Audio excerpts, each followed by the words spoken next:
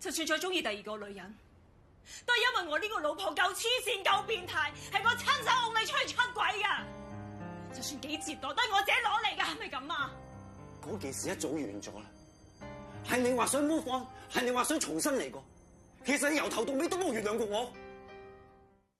喺上一條片，似乎我哋都去到一個死胡同，於是雙方都冇辦法再次聯繫起嚟，情緒又好，